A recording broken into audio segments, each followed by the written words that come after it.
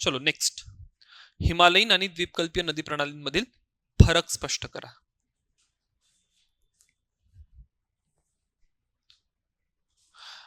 Differentiate between Himalayan river system and peninsular river system. Differentiate between Himalayan river system and peninsular river system.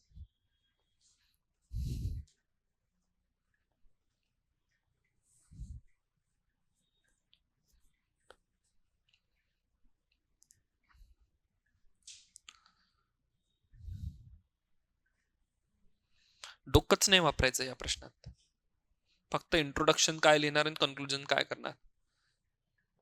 That is the challenge.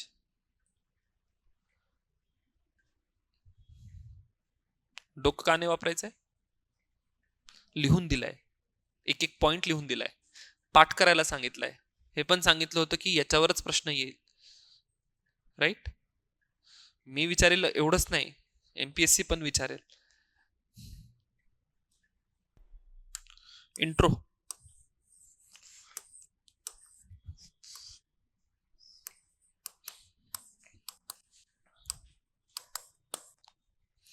आकडे गोळा करा. याच्या आधी पण सांगितले आहेत कोणते आकडे वापरता येतील.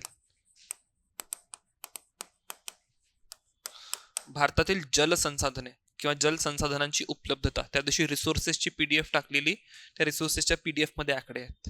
राईट, की भारतामध्ये जलसंसाधनांची उपलब्धता किती आहे, एकूण पृष्ठीय जल किती उपलब्ध आहे आणि एकूण भूजल किती उपलब्ध आहे. तर या ठिकाणी भारतामध्ये नद्यांमधनं किंवा एकूण पृष्ठीय जलाची उपलब्धता मी सांगू शकतो, ज्यामध्ये प्रामुख्याने योगदान कोणाचं आहे? नद्यांचं. हिमालयीन आणि द्वीपकल्पीय नद्या यांच्याद्वारे आपल्याला ते योगदान दिसतं. राईट, नाउ इंट्रोडक्शन मध्ये आकडाच पाहिजे इथे.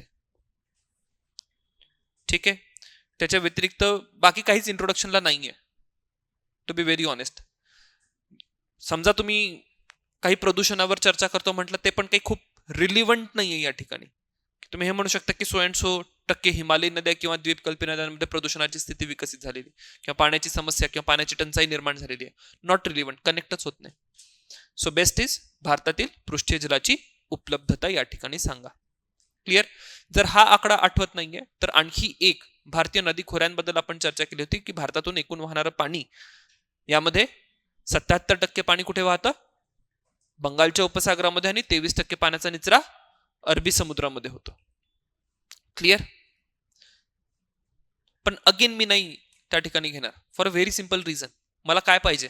मला हिमालयीन नद्या आणि द्वीपकल्पीय नद्या यांची चर्चा करायची आहे. क्लिअर. सो गॉट माय पॉइंट की मला आकडा काय पाहिजे? पृष्ठीय जलाचाच आकडा पाहिजे. राईट, पृष्ठीय जलाच्या आकड्यापासून मी सुरुवात करणार. Next is difference. सरळ सरळ आता इथून डिफरन्सचे पॉइंट ऑलरेडी लिहून दिलेले आहेत. उगम कुठे होतो, स्वरूप काय आहे, पाण्याची पातळी कशी असते, राईट, भूरूपांची रचना कशी होते, खोली कशी असेल, कोणत्या प्रकारचं अपक्षरण करतात, जलवाहतूक केली जाऊ शकते की नाही केली जाऊ शकत. उत्तरामध्ये 15 पॉइंट असतील. राईट, नसेल तर माझ्याजवळ जे हँड रिटन उत्तर आहे त्याच्यामध्ये 15 पॉइंट आहे. किती आहे या उत्तरामध्ये? पीडीएफ मध्ये टाकलेल्या.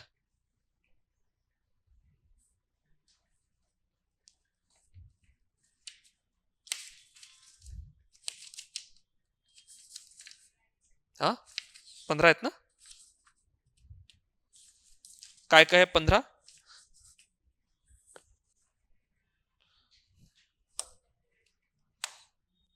जिओलॉजिकल एज, ठीक आहे, भूगर्भीय वय, प्रवाहाचा प्रकार, पाणलोट क्षेत्राचा आकार, पात्राची वैशिष्ट्य, अपक्षरण कसं होतं ते, प्रवाहाचा वेग कसा आहे, वहन क्षमता किती आहे, उत्क्रांतीचे किती टप्पे झालेत, वळण घेण्याची प्रवृत्ती किंवा मियांडर्स होतात की नाही, नौकानयन होतं की नाही, त्यानंतर प्रवाहाचं स्वरूप, उगमाचा स्रोत, जीवनचक्राचा टप्पा, नदी अपहरण होतं का, आणि मुखाची वैशिष्ट्य.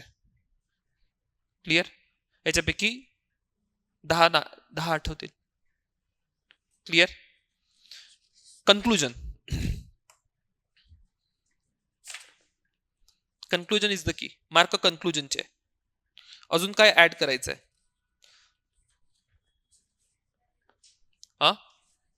नदी जोड प्रकल्प पुढचाच प्रश्न आहे. ठीक आहे.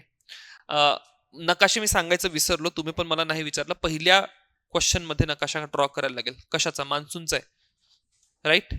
वॅगरीज ऑफ मान्सून म्हटलेलं आहे, किंवा अनिश्चितता किंवा लहरीपणा. नकाशा कशाचा काढणार त्या ठिकाणी? कोणते महाराष्ट्रातील भाग प्रभावित आहे लहरीपणामुळे, त्याची तुम्ही त्या ठिकाणी चर्चा करू शकता. क्लिअर. दुसरा जो प्रश्न होता, कशावर होता दुसरा प्रश्न? उपखंड, भारतीय उपखंड दाखवा. सिंपल, भारताने शेजारील राष्ट्रांचा नकाशा त्या ठिकाणी काढणं अपेक्षित आहे. तिसरा प्रश्न, नदी प्रणाली, कमीत कमी प्रमुख नद्या दाखवून द्या. हिमालयीन नद्या आणि द्वीपकल्पीय नद्या. व्हॅल्यू एडिशन लक्षात घ्या. आता सगळ्याच्या सगळे नदी प्रणाली दाखवतील. याच्या आधी पण सांगितलंय नकाशाची व्हॅल्यू एडिशन, राईट. पहिली लेअर आहे नकाशाची नद्या. दुसरी लेअर जर आठवत आहे उगमस्थान. तिसरी लेअर जर आठवत आहे महत्वाची शहर. क्लिअर.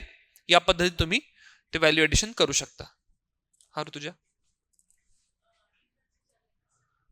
हा ठीक आहे ना. सी, विषय व्हिज्युअल आहे. भूगोल विषयाचं स्वरूपच असं आहे की ते दिसलं पाहिजे, राईट.